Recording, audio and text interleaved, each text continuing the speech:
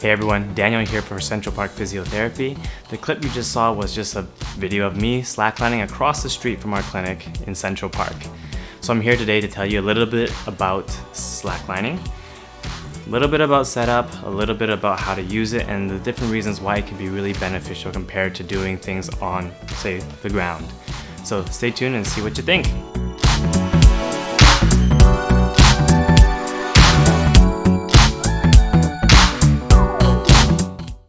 So one of the reasons why slacklining is so helpful is because it's unstable.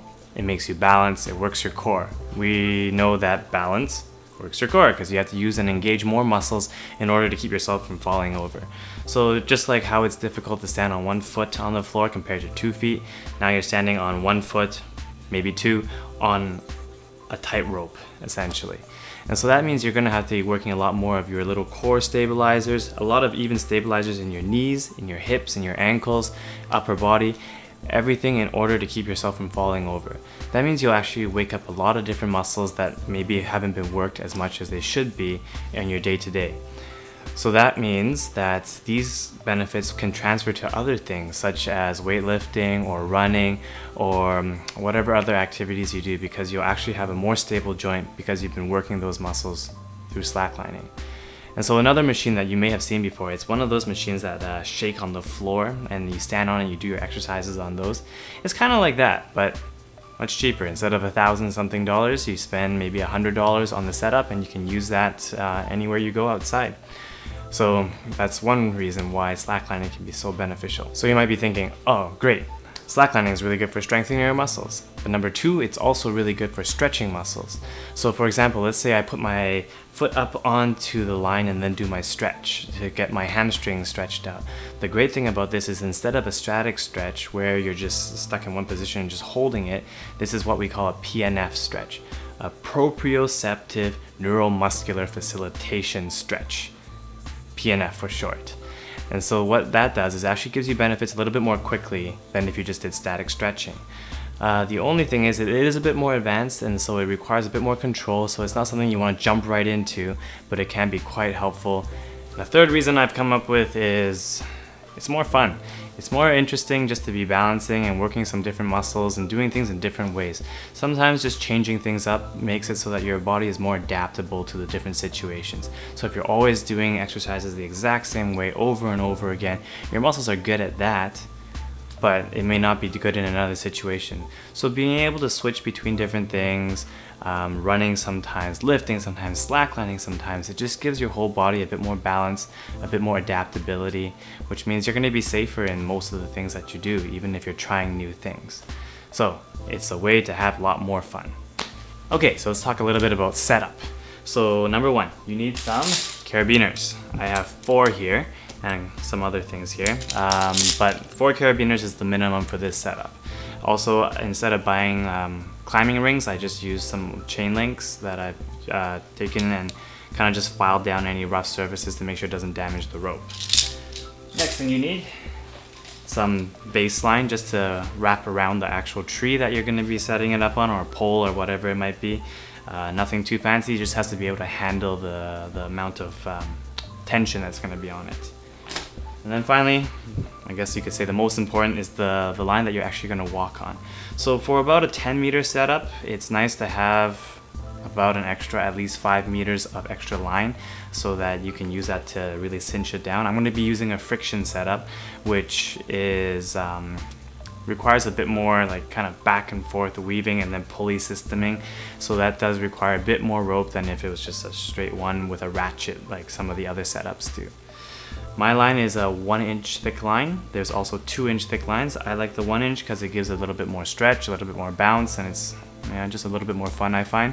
You can also get the 2-inch ones, but the 2-inch ones tend to be more for tricking and making, just some acrobatics. So for our purpose, I prefer the 1-inch line. Alright, so now that you've seen the gear, let's head right outside and we'll set things up and you'll be able to see what's going on and how to slackline. I'll go through a few little exercises you can do, some basics on how to walk the line, and just some fun little things that you can also try if you're feeling adventurous. But do be careful. It's not an easy thing to just hop on and say you're gonna figure it out right away. It does take a bit of practice, so sometimes it's really helpful to have someone who knows what they're doing to spot you and to watch out for you. So, let's go!